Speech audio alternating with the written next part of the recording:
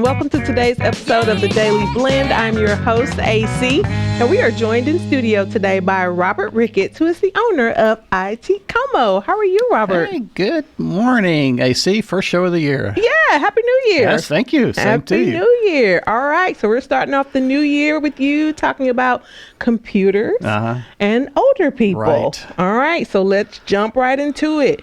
Because you say it's the perfect storm for scams. Yeah, older folks are subject to, well, of course, we're all getting scammed and getting the phone calls, et cetera, but for older people are especially sensitive to that problem. Okay. And the reason for that is they're often more trusting. Older folks probably didn't grow up in a culture of online suspicion like younger folks have, so that's kind of a new thing. Possibly lonely. Some older folks are suffering from cognitive decline. And, frankly, they generally have more money. So that's really a perfect storm for abuse and frauds, cons of all kinds. Yeah, that's very true. Unfortunately, very true. Yep. And so there's more frequent fraudulent contact? Right. Oh, yeah. And in fact, older folks tend to have had the same email address for many years. They may have had the same phone number, especially a landline, for decades even. And as more private information about people become more easily obtainable, it's easier to target specific people, or at least a specific class of people, like older folks, for example, for their cons. And again, more susceptible to that. So how do those show up? It could be wrong number text messages. We've all kind of got those text messages that kind of go like, hey, I'll see you tonight at 6 o'clock. And you're like, what? Yes. And maybe you'll reply. Yes. And that reply is the hook. So they're going to then start a conversation with you that will eventually lead to some fraudulent enterprise. Okay. Or sometimes a text message that just says hello. I mean, I've even gotten that. And I'm not like, hello back. I am blocking you, actually. Immediately. Right. Okay. And I would imagine that's what you suggest. Yep. Just delete and report as spam or whatever. Never reply. I mean, wrong number texts, first of all, they're not your problem. It's a problem for the sender. And secondly, that's really pretty rare for a legit wrong number text. Okay. And of course, email and scam phone calls are a constant threat. Yes, constant. Constant. Okay. And so how do we help keep older people safe? Well, for email, we can set up an email shadowing. With their permission, of course, you might set up a forwarding system. Like any email they get will be forwarded to you as sort of their younger guardian, so to speak, to make sure that they're not receiving fraudulent emails and, more importantly, that they're not replying to them. For phone numbers, it's actually not a bad idea to maybe change a phone number. As folks get older, and especially, again, if there's a cognitive decline, that person's circle of contact with the outside world is going to shrink. So the likelihood of needing to receive a phone call from people they don't know are pretty diminished by that point. It's just not there. So a new phone number can help prevent getting a lot of telemarketing calls, especially that would have been targeted to you. Yeah.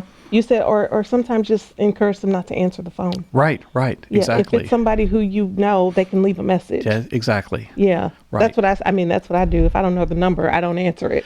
And these technologies are available both on landlines and mobile phones. For instance, iPhone can be set up to send a voicemail immediately without even ringing your phone, any call from an unknown number. So if it's not on your contacts, instant voicemail. Yes. And so that's a big savings right there. Text messages can do the same thing. You can configure your phone so the text messages don't alert you and they go into an unknown senders folder. So for someone that may not be so familiar with their phone anymore, they'll probably never check that folder. So that's a good way of helping to protect people from scams. True. Okay, and how about banking?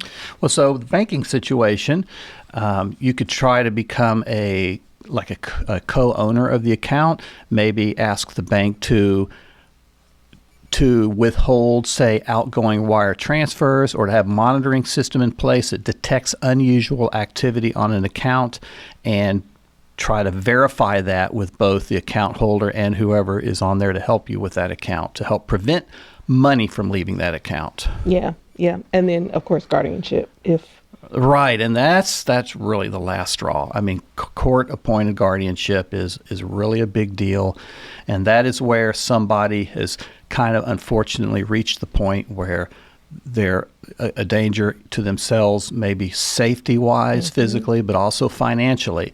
And so a court-appointed guardian has a fiduciary responsibility to do things in the best interest of the person that you're the guardian for. And that can help eliminate things like other power of attorneys from being signed and things that could really cause damage to an older person. Yeah, that's true. Okay, and how about just some tech rollback? Yeah, so and I've got a number of clients that I've helped do this. So the computer itself is becoming too complicated. I mean, not only is the online life we lead and life administration complicated, like you have to do everything online now, but the computers themselves are becoming overly complicated. So maybe dial back to an iPad. You can still do all of those things, but you're on a simpler device that's easier to lock down and less likely to have technical troubles. For a phone, they're making phones now that actually are very more simple phones, have the basic apps, no app store, can kind of stay out of trouble there. And then even cable TV, it's like we're all leaving cable, but that was actually an easier experience for most people. I agree. If you looked at the home screen on the TV lately, it's a mess. It is. We just got a new TV, and it's just way too much. Right. It's way too much. Okay, and how about managing increasing online complexity? Well, yeah, so that's, again, government benefits, taxes, healthcare portals. That's a real nightmare. And a lot of times today, that is the only way you can do these things. It is. So I go into all of this in a lot more detail on my website. You can click on ITCOMO.com and then browse my articles and look for an article called Computers and Older People. Okay. It covers a lot of these things we're talking about. Okay, and I'm sure you go into more detail on all those things and people can get that information. Right. And it's very important information, especially if you have someone in your life who's kind of reaching that point and it's something you're concerned about. Great way to help keep people safe that you love.